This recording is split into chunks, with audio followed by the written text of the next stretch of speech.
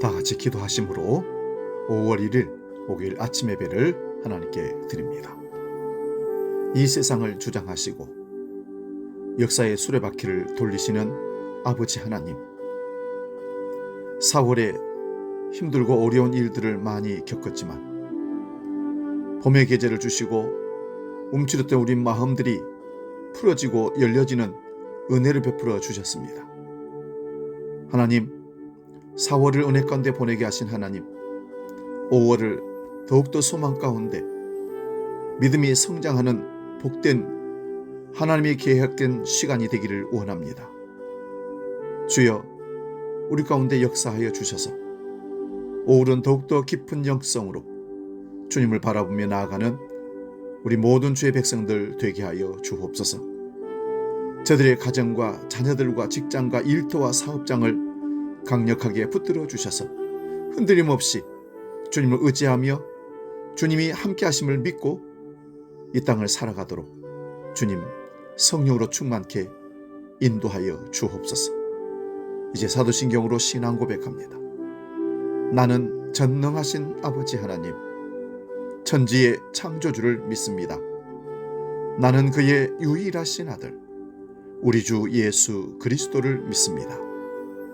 그는 성령으로 잉태되어 동정녀 마리아에게서 나시고 본디오 빌라도에게 고난을 받아 십자가에 못 박혀 죽으시고 장사된 지 사흘 만에 죽은 자 가운데서 다시 살아나셨으며 하늘에 오르시어 전능하신 아버지 하나님 우편에 앉아 계시다가 거기로부터 살아있는 자와 죽은 자를 심판하러 오십니다.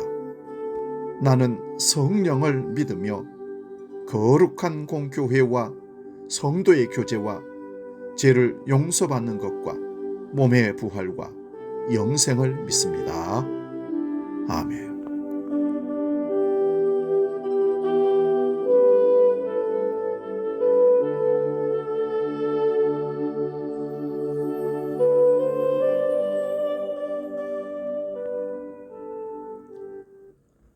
찬송가 375장 나는 갈 길 모르니 함께 찬송합니다.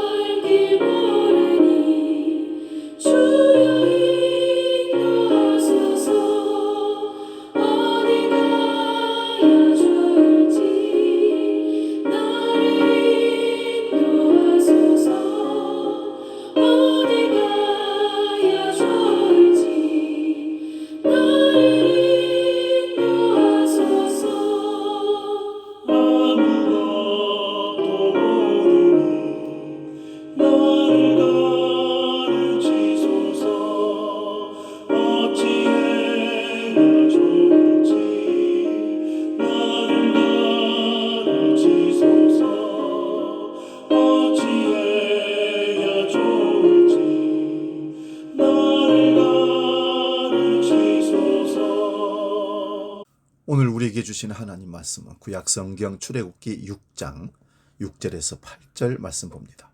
구약성경 89면에 있습니다. 출애굽기 6장 6절에서 8절 봉독할 때 살아계신 하나님의 음성을 들을 수 있기 바랍니다. 지금 봉독합니다. 그러므로 이스라엘 자손에게 말하기를 나는 여호와라.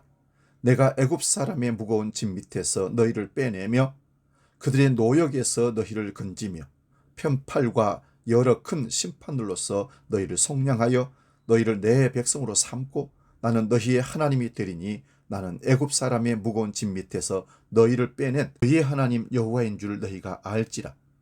내가 아브라함과 이삭과 야곱에게 주기로 맹세한 땅으로 너희를 인도하고 그 땅을 너희에게 주어 기업을 삼게 하리라.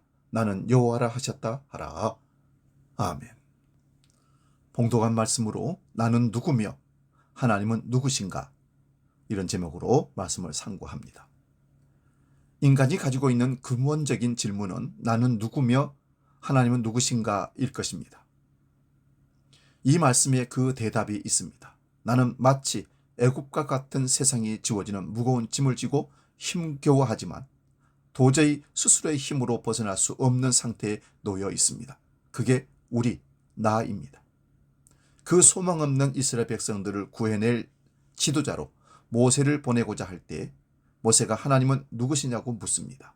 그때 하나님은 나는 네 하나님이 되고 너는 내 백성이 되리라 하십니다. 그리고 더 짚은 존재적 물음의 답으로 6절과 7절과 8절에 동일하게 나는 여호와라 하십니다. 누군가 짐을 대신 져줘야 하고 그 짐으로부터 빼내 주어야만 벗어날 수 있습니다. 하나님은 세상이 지어진 무거운 짐을 지고 허덕이는 신음을 외면치 않으시고 다 들으시고 너무도 불쌍해서 견딜 수가 없으셔서 그 짐에서 빼내주시고 싶어서 안달이 나신 것처럼 사랑을 숨기지 못하시는 분이 우리 하나님이십니다.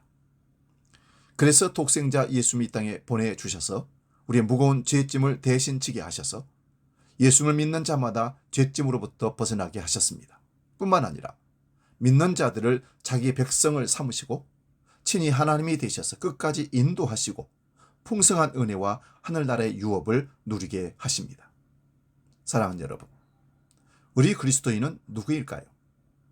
아무 자격 없는 나를 구원해 주신 하나님의 은혜에 감사하며 그 은혜를 흘려보내는 삶을 살아가는 사람이 되어야 합니다. 마태복음 20장 1절에 나오는 포도원 품꾼 비유에 보면 품꾼은 일을 얻기 위해 오전 6시 이른 아침부터 장터에 나갔습니다. 포도원 주인은 장터에 나와 일을 찾는 일꾼에게 한 데나리온을 약속하고 포도원에 들어가서 일을 하게 합니다. 품꾼은 포도원 주인이 자신을 택해 감사했습니다.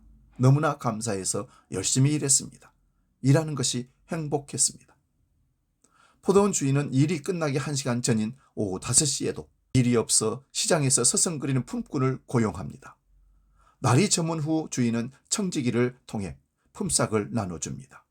나중 온 자부터 품삯을 지급하는데 오후 5시에 와서 1시간만 일한 품꾼에게도 한 데나리온을 줬습니다. 이것을 본 먼저 온 품꾼은 주인이 자기에게 한 데나리온을 약속했지만 더 많이 받을 거라고 기대했습니다. 그런데 기대와는 달리 주인은 모두에게 똑같이 한 데나리온을 주었습니다. 주인은 모두의 필요를 채워준 것이었습니다. 이것이 주인의 마음이요 하나님 나라의 통치 원리입니다. 이 상황에서 먼저 온 품꾼은 1시간밖에 일하지 않은 자에게 똑같은 품삯을 주는 것에 대해 주인을 원망합니다.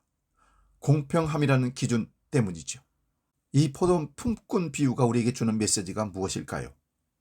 불공평의 최대 수혜자가 바로 나라는 사실을 기억해야 합니다. 이미 공평하게 대하셨다면 나는 지옥으로 갈 수밖에 없습니다.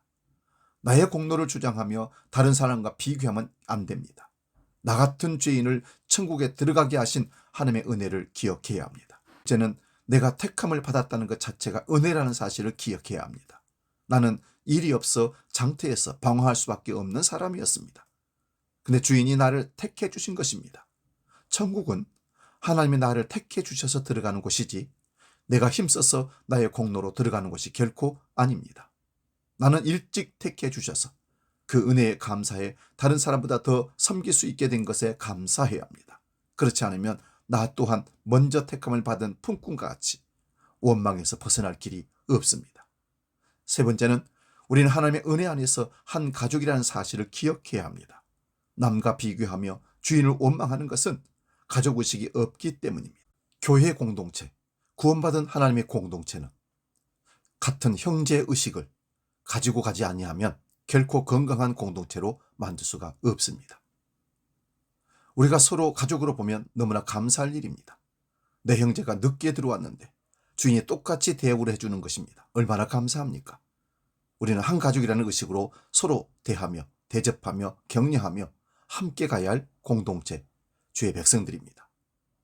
아무 자격이 없는 사람인데 과분한 은혜를 받은 우리 아닙니까? 그러니 감사함으로 남은 시간을 주님을 위해 일하고 주님 앞에 서면 참으로 좋겠습니다. 공로를 인정받기 위해서가 아니라 하나님의 은혜에 감사해서 주의 일을 하다가 주님 앞에 서는 우리 모두가 될 수 있기를 이름으로 축원드립니다. 기도하겠습니다.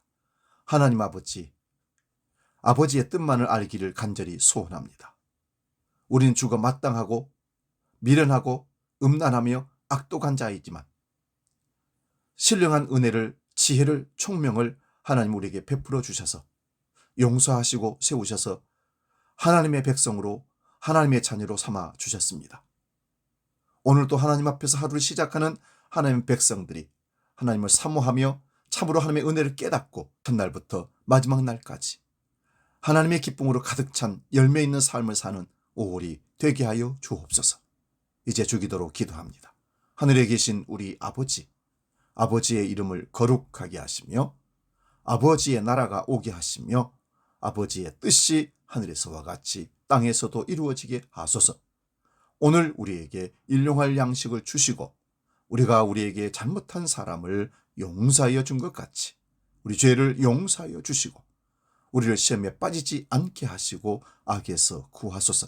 나라와 권능과 영광이 영원히 아버지의 것입니다. 아멘.